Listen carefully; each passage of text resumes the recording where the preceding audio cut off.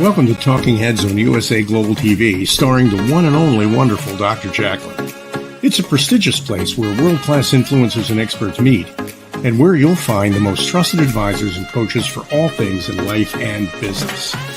Visit usaglobaltv.com to sign up for our newsletter, get the value you need, and be first in line to learn about events and giveaways and other valuable content. Connect with us. Email Dr. JACALYN at usaglobaltv.com to talk about how you can become part of USA Global TV. That's USA Global TV, where the doctor is always in.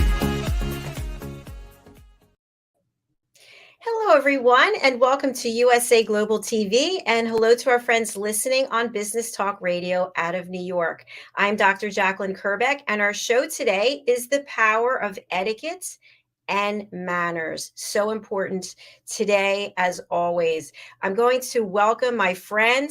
He is also a co-host here. He is an expert presenter on our Talking Heads platform, and he is the principal of the British School of Excellence. Welcome to Philip Sykes.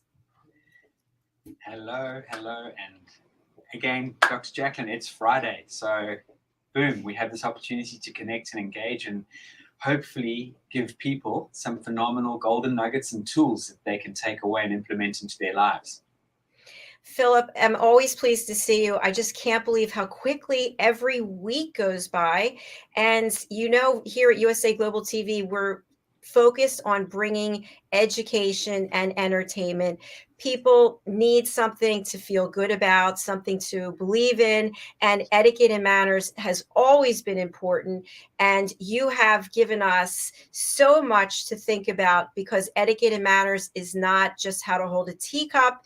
It is not just how to sit at a table and how to have your tableware situated. It is all about how you show up as a person for yourself and for others. So if you would share about your work there at the British School of Excellence, and how can people get involved and learn more? Wonderful. Ladies and gentlemen, a very warm welcome to our avid listeners and any new listeners that are out there. Here at the British School of Excellence, we build confidence and we change lives. How do we do that? We do that through the power of etiquette, manners, emotional intelligence, giving you those fundamental tools that will literally change your life if you implement them.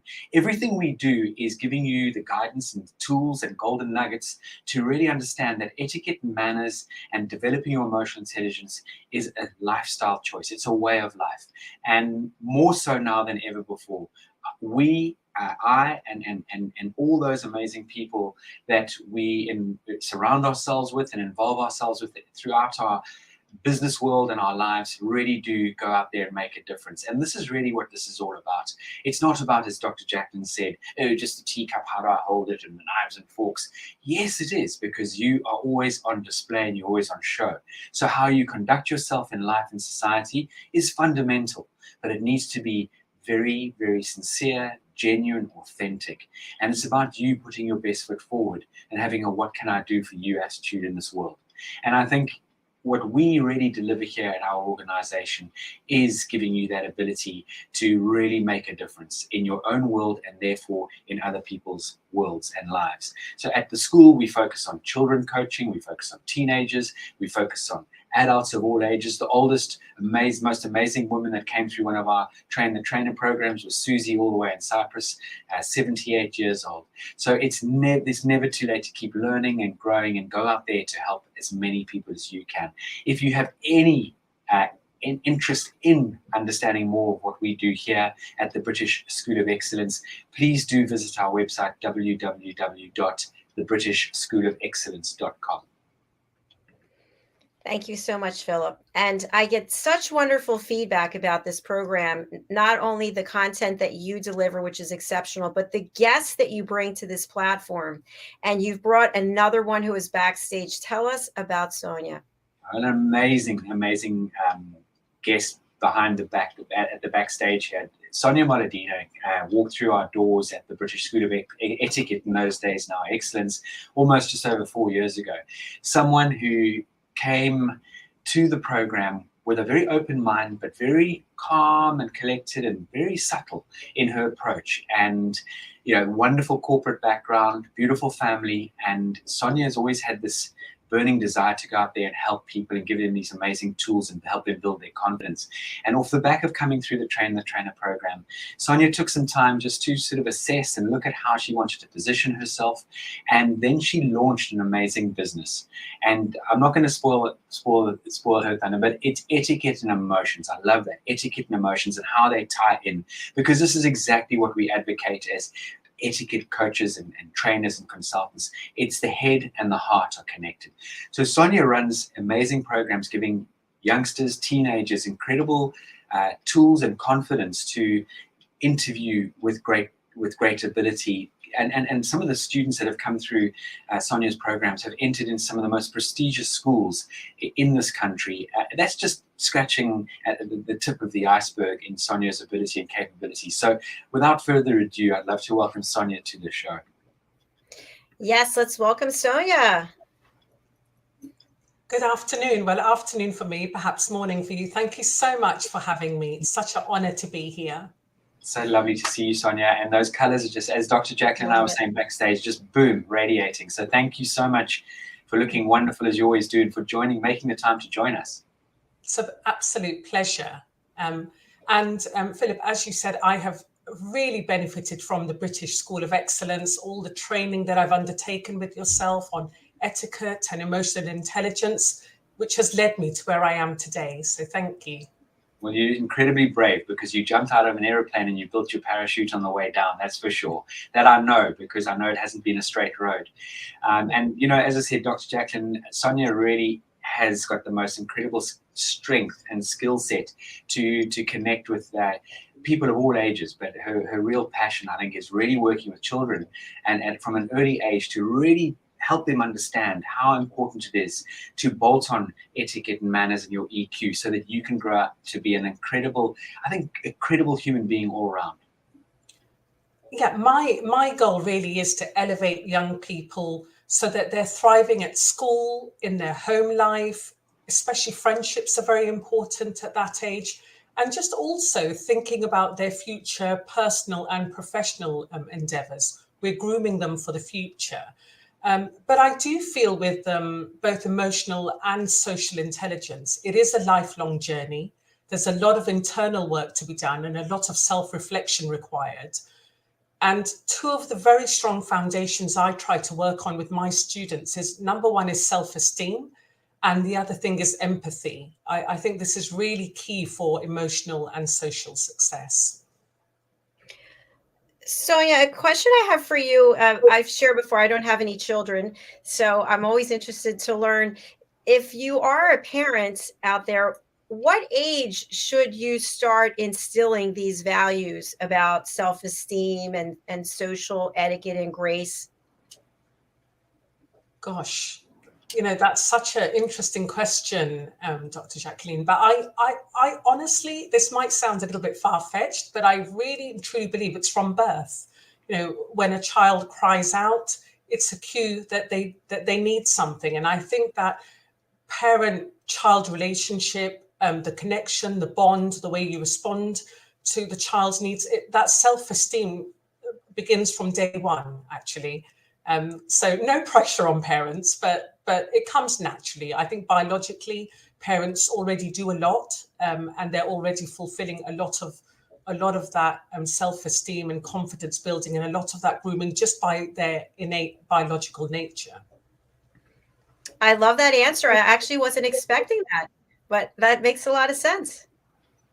Absolutely. I think it makes a huge amount of sense. And again, just to elaborate what Sonya was saying, is that when we have the privilege of having children, if that's your choice, it's up to us. We're the shepherds. We need to guide and steer. And there's that old adage in life, and I know people sort of shun when I say this, it's monkey see, monkey do. And Dr. JACALYN and Sonya, the poem by Dorothy Law Nolte, if you teach a child X, you're going to get Y. you're going to get X. If you teach a child Y, you're going to get Y. And this is absolutely, you know, we've got to guide, we've got to set the example, and we've got to be patient. I think this is something that is not innate in a lot of people. Patience. You've got to be really patient. When we're the adult, we've brought this little bundle into the world. It's not that little bundle's choice. You know, we've got to take responsibility. And it starts nurturing from the moment they're born. Yeah. And I think they say children do, you know, as you do, not as you say. We are their role models. They're emulating our behavior. If we're on our phone all the time, you know, they're going to be on their phone all the time. It's just being aware that what you are doing is also, you know, a mirror on your child's future. And we've talked a lot on this show about emotional intelligence on previous episodes. What is the intersection between etiquette and emotions? Where do they actually come together and form a strong foundation? Gosh, right. I can give you a few examples of this. I mean, for me, one thing that's really important that I'm increasingly trying to instill in my students is you have to have a very strong sense of identity, know who you are.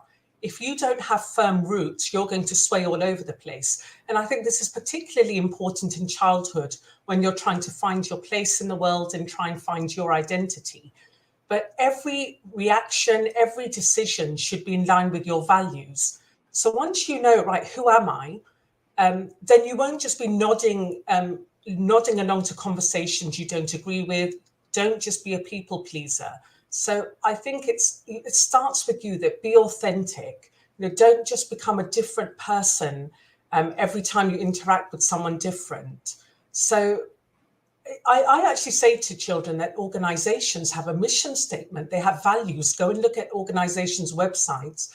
You also should have a manifesto. You should also have a purpose. And that way, for example, when you're in certain situations at school, you can make more emotionally intelligent decisions. So if you see that there's a bit of teasing going on, gossiping, bullying, whatever undesirable behavior, you can think, is that really what I want to be known for? Is that really what I want to be remembered for? Am I acting in line with my values? So I think it's really important to, whether you're a child or an adult, to have a sense of what your purpose is, what your mission is. And that also gives you confidence to be true to yourself. I love that comment about being authentic and being who you are every time, showing up that way. I've mentioned before that when I was in the corporate world, I would work with people, interact with people, and they were one way in front of the client, and then they were another way when they weren't with the client. I thought, whoa, who are you actually? You know, you start to question. So you want to show up and be who you are all the time. Yeah, I think a lot of it is people pleasing. Subconsciously, perhaps we look for approval. We want other people to like us. And I explain to children that can everyone in the class like you? Is it realistic to connect with everybody? You know, you can't expect everyone to like you.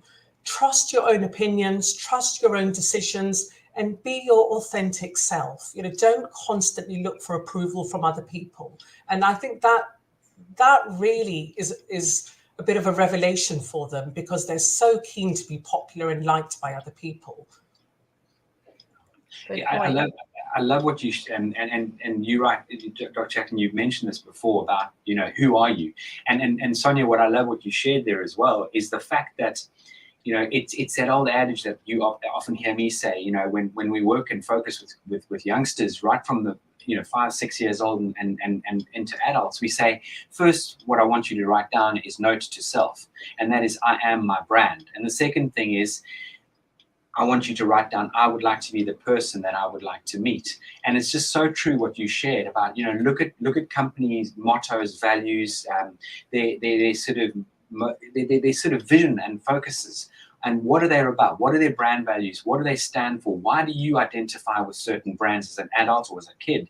Now think about you in those particular scenarios and put yourself in those sort of shoes and check in on yourself. You know, really, you know, again, and I know Sonia uses this immensely in her coaching and training is, and we've heard people who've had the opportunity to connect with us before, is incorporating that moment of stillness, that moment, that 6-second rule, pause, speak, listen, pause, just to pause, observe. And I know, Dr. JACALYN, something you focus heavily on in your the power of listening, coaching and training. Yes. And I love, Philip, what you just said about I am my brand. And someone said to me at some point, it's none of our business what someone else thinks about us. Sonia, what are your thoughts about that statement? Absolutely. You have to be authentic. You have to be true to yourself. You have to trust your own judgments. And if you feel that you're doing the right thing, it doesn't matter what others think about you. And another thing, I think there's a theory that we are a combination of the 6 people the closest people that we spend time with. So I also say to my students that, in terms of seeking that approval or other people, just spend time with people that are going to add value to your life, people that are going to enhance you, elevate you. And an example I give them is, if you have a fruit bowl and you put some good fruit next to the rotten fruit, what happens to that fruit? The good fruit becomes rotten as well. So just make sure that you're surrounding people that are inspirational and dynamic, and people that are going to uplift you. That was a great analogy about the fruit bowl. I love that. I can see the rotting fruit and the good fruit, and then all those bugs that come out of nowhere. All of a sudden, it just makes the situation even worse. So I think it's also important, if you are in a situation where it's a toxic environment and people are not supporting what it is that you do, you just extricate yourself with grace and manners. And it's okay to say that this relationship, this situation isn't working for us. We can do it with dignity and respect, correct? Absolutely. And I also came across a concept recently that's really helped me in my life, and I can see that it's helping my students as well. And it might sound very abstract, but it's called the frame of reference. And essentially, it's a very simple concept, but I find it quite a revelation that sometimes we connect with certain people. I'm sure you can all think of someone that you get along with really well, and you're just on the same page, you just get each other. And there's other people, I can think of people where you just can't fathom how they think, why they behave and act the way they do, and you just can't seem to connect with them. And I think we can develop far more tolerance, acceptance, and even peace about this if we just think about the fact that everyone's frame of reference is unique. And so depending on your values, depending on perhaps on your upbringing, the atmosphere in your home, your childhood experiences and your personality, even our gender or our sexual orientation, there's so many factors involved in what makes up your frame of reference, your religious or cultural background. So this is how we perceive the world. And everyone looks at the world through a different lens. So the next time you're frustrated with somebody or you're just exasperated by the way that they're behaving, I just tell myself, well, their frame of reference is different to my frame of reference. And I find this immensely helpful. I know my students have tried to, when we talk about getting along with different people, just bear in mind, they're looking at the world through a different lens to what you are. That's a great point. I wrote it down, actually.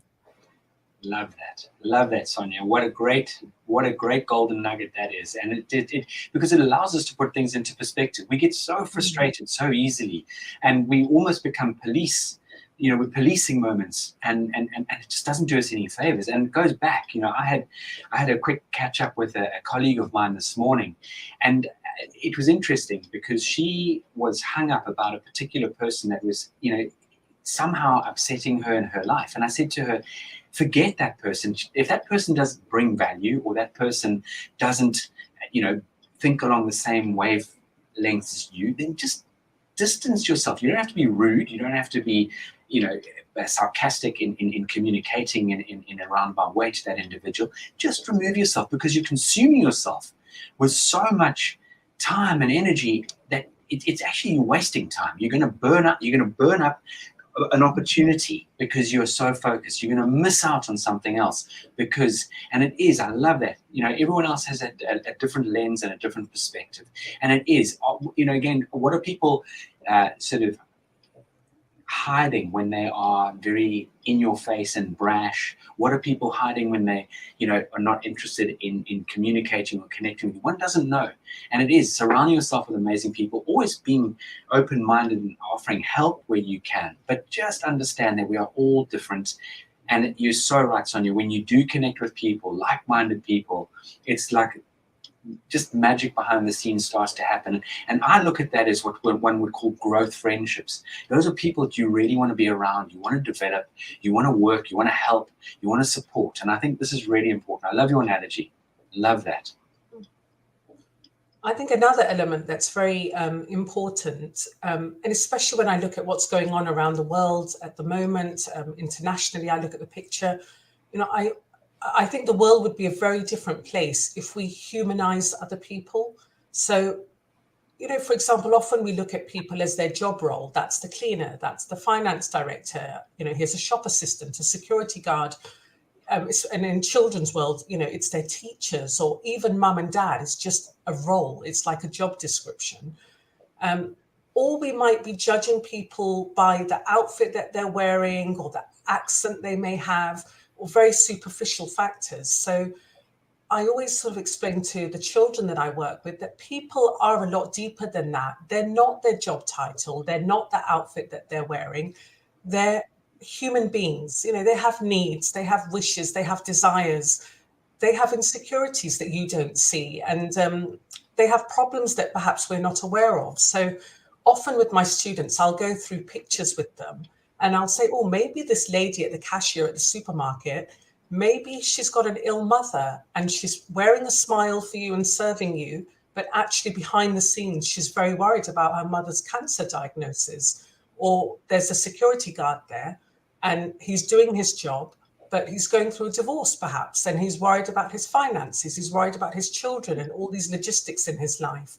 So it doesn't matter who the person is. Make eye contact with them, smile, greet people nicely, ask them, how's your day going? You know, have a little bit of banter with people. I mean, I know when my children did an etiquette course, instantly, the first time we went to the supermarket and they had that little, you know, light-hearted jokes with people, talk to people, staff at the supermarket, people came up to them and said, you've got such wonderful manners. Or they said to me, oh, your children have got such lovely manners. And it was just this simple concept of humanizing people, which I think is so, so important, no matter what level or position people are in. You know, forget about hierarchies. It's all about the human level. I have so much respect for the work that you're doing. It's just, it's priceless. It really is. It is priceless. And I love, again, going back to what you're sharing, every single one of us, if we just make a little effort with one another, we could just see so much more dynamic development between human beings. And it's interesting. You know, I love going for a run in the morning or whenever I get a gap in the day. And I make it my business to greet people as I'm running. And I most probably only, if I greet 10 people, I might get 1 or 2 people smiling and greeting me back. The rest look at me as if I've literally just fallen out of I don't know, or from the sky. And it's so strange. And it really does, it hurts my heart, because it just would make such a difference if they understood that my greeting was genuine and I'm, hey, how are you? Good morning, whatever it might be, a smile. And people have become very insular. People have become quite sort of concerned and just mind my own business. And this is something that I think we need as human beings to almost make it our business on a daily basis, to connect and engage, make it almost challenge ourselves to go and connect with people. You know, I know, and maybe this is not sort of ring fencing or, you know, pigeonholing the United Kingdom, because in other parts of the, you know, or where I live, but people in certain parts of the country are more friendly than others. Now, I don't know what the reason behind that is, but you go to other countries and these small little villages, everyone's greeting each other. You know, I've been fortunate enough to live in Austria or Switzerland or France, and you walk down the street and you would literally greet someone, bonjour, grüß Gott, wie geht's? And it was, you walk into a store and you would hear someone, grüß Gott, and the lady behind the counter or the man behind the counter would greet you. Auf Wiedersehen, tschüss, and it's just amazing little bit of energy amongst human beings, and that makes such a difference. It does. You know, Philip, I love what you shared. I'm not running anymore. I'm walking, but there's this path, and I've said this before. I've been walking this path for 40 years. I say hello to every person who walks by. And sometimes people just look at me with a blank face and they say nothing. And I think to myself, maybe they're going through something and they've zoned out, or maybe they think I want something. I don't know. But I still keep saying hello regardless, because I feel like it's the right thing to do. And I think what I take away from what you said and what I said was that good manners are always welcome. So say hello, we do our part, but we don't know what is going on with the other person. We're just doing what we need to do for us. And it elevates us, you know. And when you greet someone with proper, genuine greet, and you ask someone, how are you? And you're genuinely interested. It's not how are you because it's just off the cuff, how are you? How are you today? I'm really well, thank you. Or, yeah, I'm having an okay sort of day. Why is it only okay? You know, inquire as to why they might only be having an okay sort of day. It really makes a big difference when we just give that little bit of interest in someone else's life. It can shift a moment. It can, you know, and it goes back to, and I know Sonya absolutely, and you, Dr. JACALYN, advocate this, is we are all there to sort of help people understand that one person, one opportunity can change your life for the rest of your life. But not only that, you can be that one person that changes someone's life just because you showed up in that moment, just because you behaved in a certain way toward that person. You made them feel comfortable, you paid them a compliment, you were just genuinely interested and kind. And that could just... There was a story in the news a good few months ago now, and which I really love to share with my students. So a gentleman went for an interview and he went all suited and booted for a corporate role. And the hiring manager, she posed as a receptionist. Excuse me. And it was a very inclusive organization where everyone throughout the hierarchy of the organization was shown great respect and honor. And so this gentleman came and the posing receptionist tried to build rapport with him. And he just wasn't interested, wouldn't make eye contact, wasn't interested in her. And he unfortunately did not get the job. And he was given feedback that actually he wasn't very respectful to the receptionist, who actually was the hiring manager, and he wouldn't fit into the culture of that organization. So I think the students are quite shocked when I share this example with them, because essentially, this whole concept of humanizing people, giving people respect, connecting with people, we're doing it just from the heart to be a good human being, to spread joy in the world. But actually, you know, the way you relate to people, these social connections or not, it's also going to impact, you know, the children that I teach. I'm sure it's going to impact their future and their prospects if they view it that way. What a great example that you just shared. Treat everyone with respect. It's not about a title. It's about being a human being and respecting one another. Completely. You just, you know, again, you just never know who you're making contact with, and treat everyone on the same level. I love that fact. I mean, we can get deeper into this, obviously, but we just, you know, we'd run away with time, unfortunately. But at the end of the day, this is exactly what the likes of you, Dr. JACALYN, Sonya, we guide and steer people on this journey to give them these tools to make these amazing sort of decisions and to incorporate this wonderful, warm, kind behavior. You know, you mentioned that wonderful word empathy earlier before we kicked off, or as we kicked off this afternoon, Sonya. And that is something that I think, if anything in this world we can do, and it's the only thing we're able to sort of instill in our beautiful children, is empathy. I think empathy, I mean, along with all the other facets to take care of oneself, but empathy is something which I think is possibly one of the most beautiful traits that one can, you know, gift and give someone. Yeah, I often say that if you think about a celebrity that you really admire, that you'd absolutely love to meet, or a sports personality, you know, how would you treat that person? You would give them your full focus and attention.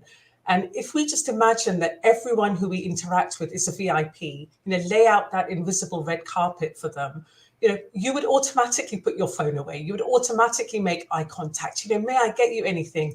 Ask them questions, compliment them, really listen to them. So, I say to my children, lay out that invisible red carpet. People won't see it, but they will feel something. They'll feel the difference in the way that you're interacting with them. Another gem I'm going to write down. Sonia, I'd love to hear from you. What is the feedback that you get from the parents of your students, your children? Well, I think you raised an interesting point, Dr. JACALYN, at the beginning, that, etiquette is not just about holding your fork and knife correctly and how to hold a teacup. And people do sometimes think that etiquette is a little bit outdated, a little bit old-fashioned, perhaps a little bit elitist. And to me, I view etiquette as treating people with kindness, respect, empathy, all these things that we've talked about. So the parents are a little bit flabbergasted, I think, once we get into the detail of it, about what etiquette actually is all about. A follow-up question I have for you, and then Philip, I'd like for you to weigh in as well. What tips do you give the children when they are encountering someone who has not learned manners or is not showing up in a mannerly way? What guidance do you give them about how they should react or not react to the other person? Well, the first thing I say to my students is, as part of your code of conduct, never embarrass somebody, never say something publicly. So, for example, if their best friend was showing off about living in a mansion or their parents having, a brand new sports car, you might want to speak to them quietly and say that, look, maybe perhaps not everyone needs to know about that, or I care about you and I don't want you to, be perceived the wrong way. Have a quiet or private chat with them if you feel that's the right thing to do. Never publicly say, well, you're not eating correctly, you're not holding your fork and knife correctly, you didn't say the right thing. So I think that's really important. Thank you so much. Philip? Yeah, again, just to echo that and to piggyback off what Sonia was sharing there, it is understanding that belittling someone or putting someone down is actually a really nasty thing to do. It makes, and it actually sits with you pretty much for the rest of your life. I know that because I've seen it, throughout my life, and I've been exposed to that sort of behavior. Fortunately, not by my parents, but it might even be a master, it might even be a fellow schoolboy or a schoolgirl who really just says something that really sort of strikes a raw nerve with you, and you never forget that. And so it'll absolutely stymie you going forward with confidence and giving you that ability to put your best foot forward. And this is something that I think we as human beings, we need to look for the good in someone. And as Sonia said, if you feel it appropriate, have a quiet word in their ear behind the scenes to help them understand why that could trip them up or why it could put them in a difficult situation. And I think that's really, really powerful. Again, I think not everyone has the privilege of some amazing human beings in this world. So it is helping. It's our duty to help and guide them as young an age, from whatever that young age might be, but just to hold their hand per se. And I love to go back to, that analogy, and I love it, the invisible red carpet. Treat someone in such a beautiful way that you help them rather than put them and or throw them under the bus and belittle them and make them feel inadequate or awkward. Absolutely. All good points. Someone said to me at one point in my life that it was too much work to have manners and etiquette. Do you think it's work, or do you think once you have the basic foundation that it's something that just you take inside and just becomes part of you? Sonia? Gosh, I think it's not. I don't sort of strive to, 1 minute you're shouting at your family members or being something else behind closed doors, and then you step out of your front door and you put on an act and be something different. I don't think that's what etiquette is about. I think You have to make it an innate part of your character. And I think, you know, we're social creatures, you know, we live in society, and we have to, it's self-respect and it's respect for people around us. So it does require constant work. I said at the beginning, it's a journey. You have to always self-reflect. There's always room for improvement. I'm always trying to work on myself. I can never say that I've mastered it, not at all. Every day is a journey, and there's something to learn. So, but that's part of, I mean, when I talked about having good values and a manifesto and your purpose in life, that's one of my purposes in life. I'm sure that's for many people part of the reason why they're here on this earth. So if that's our mission, that's what we need to work at. Good point. Thank you. Philip, would you like to add anything? Yeah, I would, because I think, you know, it's I suppose when you're taught something, and you know, everything's about repetition. And I think when you sort of, you know, it's like becoming good at something. You've got to keep practicing. You've got to keep pushing the boundaries. You've got to keep encouraging yourself, surrounding yourself with people who encourage you to put your best foot forward. And when you do that, does it require extra hard work? Not at all. I think, as Sonia said, you've got to keep topping things up. You've got to keep maintaining. But the general lay of the land, I truly believe, becomes very sort of a part of your DNA and your makeup. You just for some, you just literally can walk into a situation, into a room, wherever you go, there's those principles that you've absolutely established because it's part of you now. And then there's always to look inward and say, what could I have done slightly better? How can I improve? Did I handle that situation in the right way? Because again, we're going to be affected by what goes on around us. So this is taking a dive into our mental state. If we go into a networking event off the back of an argument with someone, are you going to be the same person? You will be the same person, but are you going to be able to put your best foot forward as you would normally do if you walked in there with a very clear sort of positive mindset and those sort of things? So I think, you know, this is your self-awareness kicking in. This is where, for me, this is why EQ, the head and the heart, are so entwined. Your self-awareness, your emotion management. When we can learn not to master these, or to at least, you know, understand what we're feeling, why am I feeling this way, and how can I help myself to put my best foot forward, it becomes, you know, it is work, because we're not going to be, you know, we're not puppets. We can't just perform the same, you know, performance every single time, you know, 100%. We're going to need, you know, fine tuning. We're going to need to check in with ourselves on a regular sort of basis in order to be able to put our best foot forward. And yes, it is work, and it's positive work. It's work that'll help you stand out for the right reasons rather than the wrong reasons. You will always be memorable in a positive way rather than in a negative way. It's work that's worthwhile. Completely. 100%. For the last segment of our show, something I'd like to touch on, because I feel it's very relevant right now. When we talk about self-awareness and having etiquette and manners, obviously with what's going on in the world, people have a lot of opinions that could be conflicting. So how do we respect other people's opinions and also our own integrity about how we feel, and still be able to be in relationships with people who don't feel the same way that we feel? Who wants to take that one?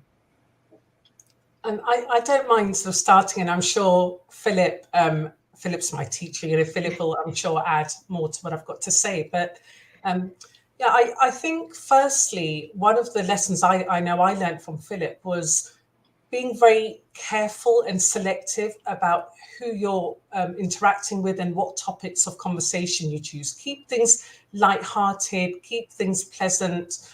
You know, it's a very typical British thing to talk about the weather, for example, but talk about hobbies, interests, talk about people's passions. So I'm very cautious to talk about politics or finances or anything that's a little bit more of a controversial nature. So that's my first taking from this, that, you know, be very selective about and be aware of who's around you and what you're talking about, and if it's the right topic for the right audience. But also, I think if you are delving into a conversation with someone, again, Philip taught me this, that saying the word may I, for example, it sounds a lot, use soft language, use polite language. It sounds a lot nicer than saying can I. So if I was to disagree with someone, I might say, oh, may I interject, or may I give my opinion? I had a little bit of a different perspective on that. And I think you can politely, respectfully give your opinion, even if it differs from another person. Good point. Thank you. Philip, Great the point. teacher. Yeah.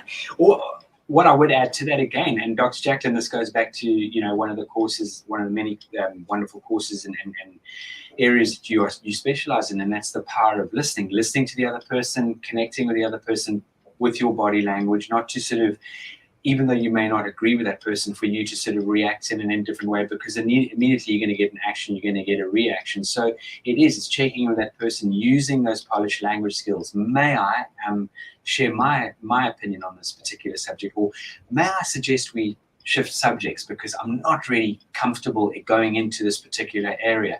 So it's pausing for thought, it's taking your time, not just reacting, you know, going into that sparring boxing ring where you feel you've got to keep protecting yourself with that, you know, your fists are pumping very, very fast. You know, it's like, you know, you see the boxer practicing with that little ball and they just punching that thing, because if they don't, they're going to lose the rhythm. And I think this is where we as human beings, again, you know, check in with one another. Is it appropriate to discuss this? If it's not, then let's find something that's far more enjoyable to discuss. I know there's a lot of horror going on in this world, and we can dwell on negativity if we so wish.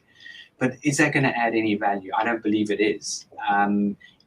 We can all take action to go and do some good to help other people. Rather do that than trying to sort of dwell on this. Everyone's got different opinions. Everyone's got a different, you know, that whole thing, going back to your amazing analogy. Everyone's seeing things through different lenses. Hopefully there are a lot of people that are seeing things through the same lens for the right obvious reasons with what's going on.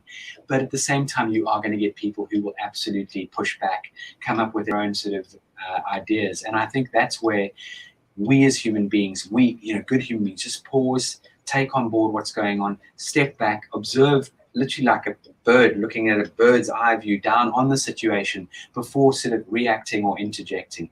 You know, use your polished language skills, use your what I call the glue in conversation. That's the power of small talk, genuine small talk with interest.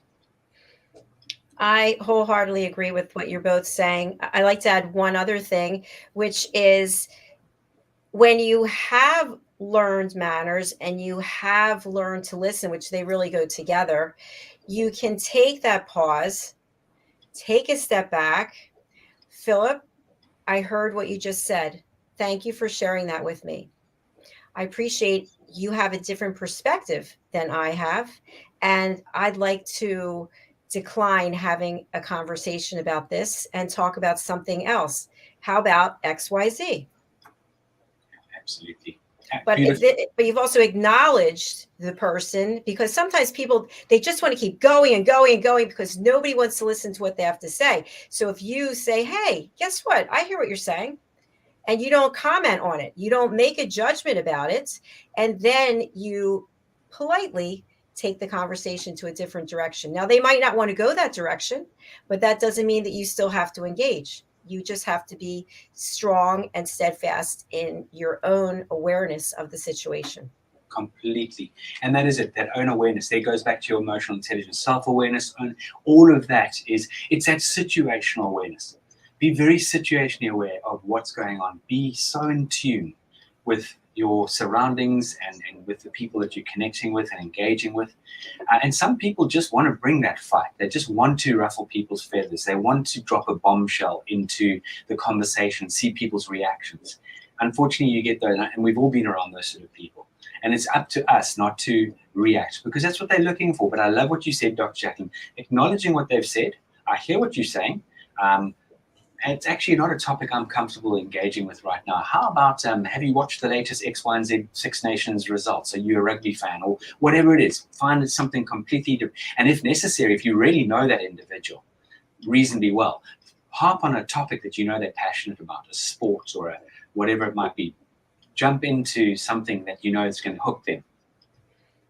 I think we Excellent. also all have certain trigger points. We have certain, things that people might say, or they might behave in a certain way, which are our trigger points, and we notice our mood changing, and it's all about keeping that composure, being aware of our own mood switches and irritations. And I think that's why I think you can't separate emotional intelligence from etiquette, because emotional intelligence is the ability to say, this person's getting under my skin, or this is bothering me. I can feel that internal shift, and I'm just going to, keep my composure, keep calm, and react in an appropriate way. And that's your external manifestation of, in terms of your etiquette, of how you're feeling on the inside. So the two things are so beautifully connected. I love how this is all coming together for our audience. And if you are just joining us, please go over to our YouTube channel and watch the show in its entirety, USA Global TV. Okay, as we close out the show, Sonya, I'm going to spotlight you again and welcome you to come back with us and share more. Who would you like to reach out to you? And for people who are listening on the radio and they can't read the banner, what's the best way to get in touch with you? Okay, so my website is my organization's name, www.etiquetteandemotions.com, or you can email me at info@etiquetteandemotions.com. And the different workshops that I offer, such as confidence, conversations, and charisma, or emotional intelligence, it's all for young people, children and teenagers primarily, who I'm working with, or supporting young people with their school interviews to get into the independent schools, even helping children with medicine and dentistry. I've been sitting on the interview panels recently for some top London-based universities. So there's all sorts of things that I do, but just head over to etiquetteandemotions.com. Thank you. Thank you so much for the very important work that you're doing. It's a pleasure. Thank you so much for having me. It's been such an enlightening conversation. Thank you. It has been. I've written down all these pointers that you shared, and I'll be sharing it with our elevated listening community over the weekend. So thank you again. It's a pleasure. Have a wonderful weekend. Sonya, as always, thank you so much. Have a blessed weekend, and all my fond regards to your family. Thank you. Take care. Thank Bye-bye. you. Bye. Bye-bye. Another brilliant show, Philip. Incredible. I mean, she's just amazing at what she does, and she sticks to her guns, because she's had some curveballs thrown at her, especially when she launched her business. People were turning around to her and saying, why are you trying to mold our children? Why are you trying to do this? And she actually landed up on BBC TV in a debate, defending her core values and her guidance and steering in giving people, tools and confidence. It's not about trying to change anybody. This is instilling incredible values in people for us to learn to be better human beings. We're not born with a sat nav in our hand. We need that guidance and steering. It's like you and I, Dr. JACALYN. It's like a lot of people who listen into your incredible platform. I mean, gee, I tell you, I was riveted the other day when John Christian and Roland were on. I mean, I was just there taking notes and just listening to what they had to share, and the value add that you bring. If anyone really wanted to get ahead in life, they wouldn't need to go to university. They'd just dial into USA Global TV, and you'd create. I mean, the material's phenomenal, but it really goes back to, we all need topping up. We all need a coach. We all need a mentor. We all need guidance and steering. We 100% do. And, I suppose, look at the athletics world. Every top athlete, or you don't have to be a top athlete. We all have someone who pushes us, who guides us, who coaches us. And this is through life. And I think this is where we as human beings need to understand. Life is challenging. We are thrown curveballs on a regular basis. How do we circumvent that? How do we help ourselves? We find people who can help us. Lately I've actually I reached out to one of my, Leo, who came on the program a couple of months ago. He is a phenomenal executive coach, and I found there's certain areas that I've been sort of battling with, you know, and he and I had an amazing 45-minute conversation this week, and he helped me unlock a few things and put things into different perspective, a different angle. So I can't advocate enough that every single one of us has the ability to put our best foot forward. We don't know it all, so we go and find people who can guide us and steer us. Excellent, Philip. Thank you so much. If you would share your contact information and who should reach out to you, that would be terrific. Certainly. Ladies and gentlemen, www.thebritishschoolofexcellence.com. If you would like to email us, have a general chit chat, hello@thebritishschoolofexcellence.com. Please do make contact at any point in time, and we would love to engage with you and hear from you. All our courses and programs are featured on our website, and we've got a great YouTube channel which has got wonderful content on there that you can learn from, take some guidance and steering from. So please, when you have a moment, do look us up, and feel free to connect at any point in time. Thank you so much, Philip. I really appreciate you, and I just love working with you. Likewise, Dr. Jack. Absolutely. And I'm wishing you an amazing weekend, and I'm looking out for those oncoming shows and over the rest of today and the rest of the week. So thank you for all you're doing, and we'll chat most probably over the weekend. For sure. Thank you. Thank you, right. Philip. Take Thank care. you. Bye. Bye-bye, everybody. Bye-bye. Thank you, everyone. Thank you, Philip. Thank you, Sonia. It's been a wonderful show, and we've got other shows coming up today. We have Adversity to Awesome that would normally be at noon Eastern time, but it's going to be right after this show. A couple of plugs that I have for our audience as well. In addition to running this platform at USA Global TV, I also run drjacalyn.com. I'm a certified life and career coach. I am the listening mentor, and I teach people how to listen. I would love for you to join our elevated listening community. You can do so by going to the link you see at the top of the screen, which is drjacalyn.com/join, and you'll find out all of the value and benefits you get by doing so once you go there. And lastly, we have our reunion show, which is coming up. And for those of you who have been with us since the beginning, we started our platform January the 10th with our launch party, and now we have a reunion show. This is open to anyone and everyone who would like to market their product, service, or event. So this is not an interview. This is you promoting you. Boy, isn't that something? You can promote whatever it is so that our audience can get to know you and do business with you. If you're interested in that, you can go to our banner here, which is Eventbrite, and I will put it into the comments. Okay, you stay where you are to watch Adversity to Awesome. I'm going to run over to the other studio, and I'll be back shortly. Thank you again to all of you for being here with us on this journey. It means so much. Bye for now.